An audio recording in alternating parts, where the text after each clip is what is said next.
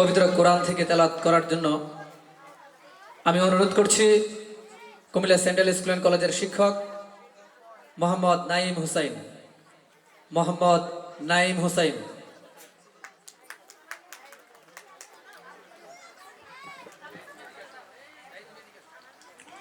أعوذ بالله من الشيطان الرجيم.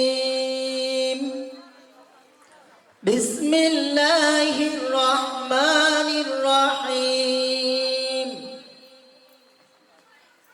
قالوا طائركم معكم. কণ্ঠে জাতীয় সঙ্গীত পরিবেশন করার জন্য আমি অনুরোধ করছি মনিকা রানী দে ম্যাম এবং আপনার দল। সমবেত কণ্ঠে জাতীয় সঙ্গীত পরিবেশন, সকলকে একসাথে দাঁড়িয়ে জাতীয় সঙ্গীত পরিবেশন। আমার সোনার বাংলা, আমি তোমায় ভালোবাসি।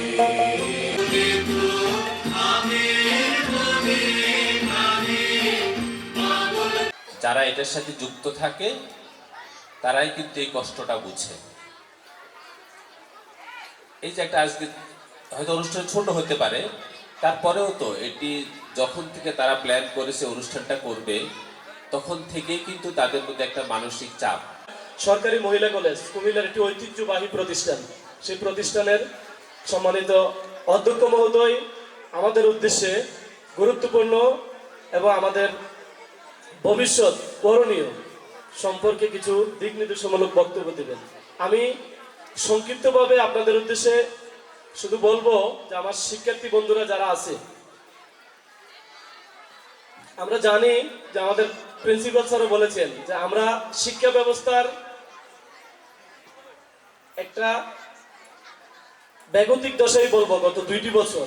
যারা ব্যবস্থাপনা কমিটির সদস্য এবং রিলেশনশিপ অফিসার মোহাম্মদুল্লাহ তালুকদার, সম্মানিত প্রিয় সহকর্মী শিক্ষক বৃন্দ, সম্মানিত অভিভাবক মণ্ডলী এবং যাদেরকে নিয়ে আজকের এই আয়োজন, আমার প্রাণপ্রিয় স্নেহের শিক্ষার্থী বন্ধুরা, আসসালামু আলাইকুম ওয়া রাহমাতুল্লাহি ওয়া বারাকাতুহু।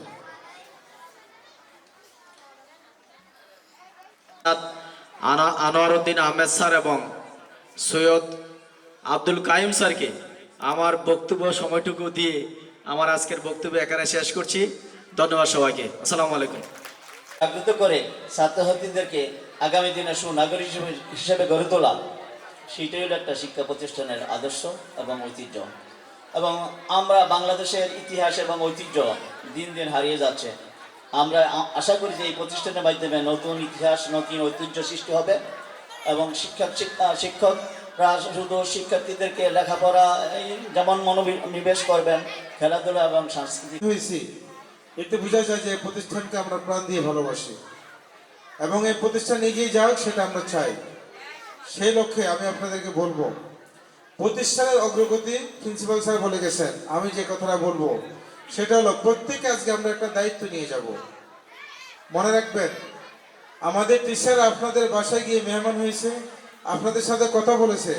আপনাদের কিছু দায়িত্ব হলো আমাদের শিক্ষক এবং শিক্ষিকারা আপনাদের কাছে যে কথাটুকু বলেছে সেটা আপনি আপনার চতুর্পাশের কমপক্ষে 5 জনকে বলবেন।